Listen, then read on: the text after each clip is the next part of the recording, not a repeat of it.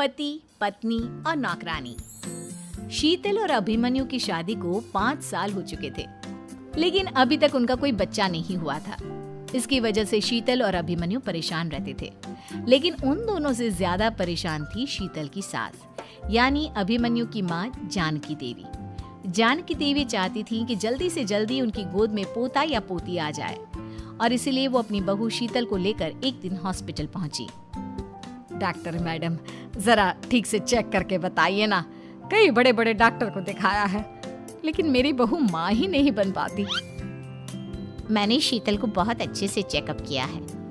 देखिए, बात यह है कि शीतल के अंदर माँ बनने की कैपेसिटी नहीं है। ये आप क्या कह रही हैं डॉक्टर साहब?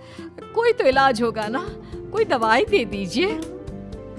देखिए, कुछ प्रॉब्लम ऐसी होती है जिनका कोई ट्रीटमेंट नहीं होता। आई एम सॉरी टू से, लेकिन शीतल कभी माँ नहीं बन सकती, क्योंकि उसके यूट्रस में अंदर से ही कुछ प्रॉब्लम है। घर आने के बाद क्या हुआ माँ? कहाँ लेकर गई थी आप शीतल को? अरे कहाँ लेकर जाती, डॉक्टर मैडम के पास ले गई थी, लेकिन तेरी बीवी तो कभी माँ बन ही नहीं सकती। मम्मी जी, इसमें मेरी क्या गलती? अगर अंदर से कोई प्रॉब्लम है तो उसमें मैं भी कुछ नहीं कर सकती। जानती हूँ, ये बात डॉक्टर के मुंह से सुन चुकी हूँ। अब दोबारा मेरे सामने इस बात का गाना मत गा। अरे माँ, परेशान होने की जरूरत नहीं है, हम सोचते हैं ना कुछ। अरे क्या सोचेगा तू? जब डॉक्टर कह चुका है कि तेरी बीवी माँ नहीं बन सकती, तो बता क्या सोचेगा तू? कहाँ से लाएगा बच्चा? माँ, ये तो मैं भी नहीं जानता। अभिमन्यु, क्यों ना हम अनाथ आश्रम से एक बच्चा गोद ले आए? क्या फर्क पड़ता है बच्चा हमारा हो या गोद लिया हुआ? आई बड़ी बातें बनाने वाली, क्या फर्क पड़ता है? अरे क्यों फर्क नहीं पड़ता? मुझे इस वंश को आगे बढ़ाने के लिए मेरे बेटे का खून चाहिए, किसी दूसरे का नहीं। लेकिन माँ, आप जानती हैं कि ये अब पॉसिबल नहीं है। मैं कुछ नहीं जानती। मैं किसी पराये की औलाद को इस घर में अपना पोता या पोती बन के बढ़ता हुआ नहीं देख सकती। मेरा वंश मेरे बेटे के खून से ही आगे बढ़ेगा। लेकिन मम्मी जी, ऐसा कैसे हो पाएगा? आप अच्छी तरह जानती है ना, मेरा और अभिमन्यु का बच्चा नहीं हो सकता।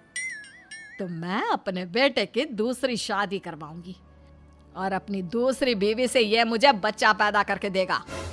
ये आप क्या कह रही हैं माँ? मैं किसी और से शादी नहीं करने वाला। मेरे रहते हुए आप अभिमन्यु की शादी किसी और से करवाएंगी मम्मी जी? आप ऐसा कैसे कर सकती हैं? तू बस देखती जा बहू, मैं ऐसा कैसे कर सकती हूँ।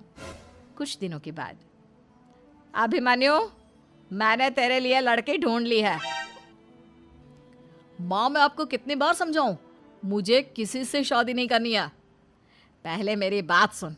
ये जो चमेली है ना, हमारे घर में काम करने आती है, वो तुझसे शादी करने के लिए तैयार है।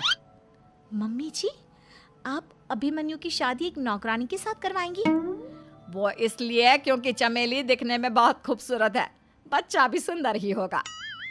मम्मी जी, लेकिन एक बच्चे के लिए अपने बेटे की शादी नौकरानी के साथ करवाना, क्या ये सही है? अगर अभिमन्यु ने शादी नहीं की ना, तो मैं अपनी जान दे दूंगी।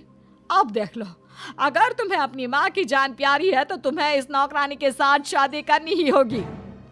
इस तरह जानकी देवी अपने बेटे अभिमन्यु की शादी नौकरानी चमेली के साथ करवा देती है। कुछ दिनों के बाद, नौकरानी से मालकिन बन के तो मजा आ गया, अब तो मैं इस घर की मालकिन हूँ। देखो, अपने आप को ज्यादा मालकिन समझने की कोशिश मत करो। एक बार तुम्हारा और अभिमन्यु का बच्चा इस दुनिया में आ जाए, उसके बाद तुम इस घर से हमेशा के लिए चली जाना। अरे जाओ जाओ, किसी और के आगे बातें बनाना। एक बच्चा तो पैदा नहीं कर सकी, बढ़िया आई। जाओ जाकर मेरे लिए कॉफी बना कर लाओ। नौकरानी मैं हूँ या तुम? मम्मी जी, देखिए ना शीतल मुझसे किस तरह से बात कर रही है। शीतल, तुम्हें पता है ना चमेली प्रेग्नेंट है, मेरे बेटे के बच्चे की माँ बनने वाली है। वो जैसा कहती है वैसा करो। लेकिन मम्मी जी, वो मुझे नौकरों की तरह ट्रीट कर रही है। अरे तो करेगी ना, वैसे भी बहू तुम हो किस काम की, एक बच्चा तो पैदा नहीं कर सकती। जाओ अब घर के सारे काम करो और चमेली को आराम करने दो। थैंक यू मम्मी जी, भगवान आपका भला करे। आप नहीं होती तो मैं नौकरानी से महारानी कैसे बनती। देखो, तुम्हें जो चाहिए सब मिलेगा, खूब खाओ पियो, मजे की जिंदगी जियो, लेकिन बस मुझे एक बच्चा पैदा करके दे दो। कुछ दिनों के बाद, मम्मी, बच्चे के लिए आपने मेरी शादी चमेली के साथ करवा तो दी, लेकिन दिन और रात का चैन मिट गया है। सारा दिन शीतल और चमेली की बहस चलती रहती है। अब शीतल को इस घर में रखने से क्या होगा? मैं तो कहती हूँ उसे घर से निकाल दो, है भी किस काम की। मैं ऐसा नहीं कर सकता माँ, वो मेरी पत्नी है, उससे बहुत प्यार करता हूँ मैं। तुम्हारी पत्नी चमेली है, चमेली, उससे प्यार करो। अरे तुम्हारे बच्चे को जन्म देने वाली है वो। अभिमन्यु, मैं खुद ही इस घर से चली जाती हूँ।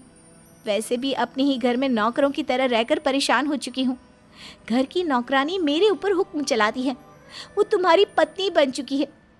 अब मेरा इस घर में क्या काम?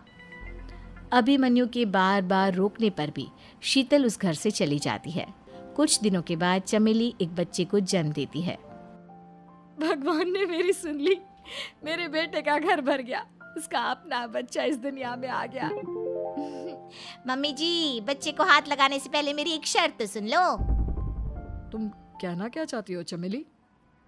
आपकी मम्मी को बहुत शौक था ना अपने पोते को खिलाने का। अब देखो, इस दुनिया में हर चीज की कोई ना कोई कीमत तो होती है। तुम अपनी आधी प्रॉपर्टी मेरे नाम कर दो, बच्चा तुम्हारे नाम। अरे लेकिन मैंने अपने बेटे से तुम्हारी शादी करवाई है, अब ये सौदेबाजी कहाँ से आ गई? जो औरत अपनी बहू को घर से निकाल कर एक नौकरानी के साथ अपने बेटे की शादी करवा दे, वो तो सौदेबाजी कर ही सकती है ना। उसका कैसे भरोसा कर सकते हैं? मुझे बस आप लोगों की प्रॉपर्टी चाहिए, उसके बाद ही बच्चे को आप हाथ लगा सकते हैं। मैंने कहा था ना मम्मी, आप गलत कर रही हैं। देखिए, उसका नतीजा आपके सामने है। जब शीतल को पता चलता है कि अभिमन्यु और चमेली का बच्चा दुनिया में आ गया है, तो वो अपने घर पहुंचती है। अभिमन्यु, कहाँ है आपका बच्चा? क्या मैं उसे देख सकती हूँ? कुछ भी मत पूछो शीतल, माँ की हुई एक गलती हम लोगों पर भारी पड़ रही है। वो नौकरानी अपनी औकात पर आ गई है और अब हमसे अपनी आधी प्रॉपर्टी मांग रही है, वो भी बच्चे के बदले में। एक बात कहूँ अभिमन्यु, आप उससे कुछ भी देने से मना कर दो। अरे कैसी बात कर रही हो? मेरे बेटे की औलाद है उसके पास, ऐसे कैसे मना कर दे? मम्मी जी, वो अभिमन्यु का बच्चा नहीं है, वो चमेली और उसके बॉयफ्रेंड का बच्चा है। ये तुम क्या कह रही हो शीतल?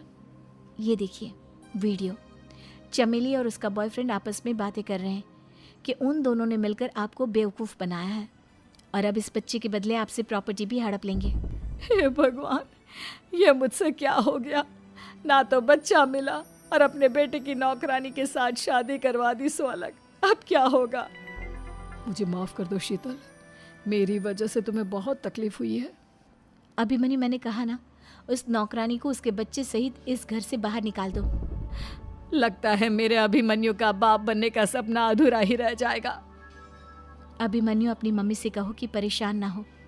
आपको याद है, एक बार हम एक IVF सेंटर गए थे, मैंने फिर से वहाँ जाकर बात की थी और आपको पता है, इस बार मैं प्रेग्नेंट हूँ, क्योंकि हमने वहाँ पर प्रोसीजर करवाया था जिसकी वजह से मैं प्रेग्नेंट हो गई थी और इस बात का पता मुझे बस कुछ महीने पहले ही लगा है।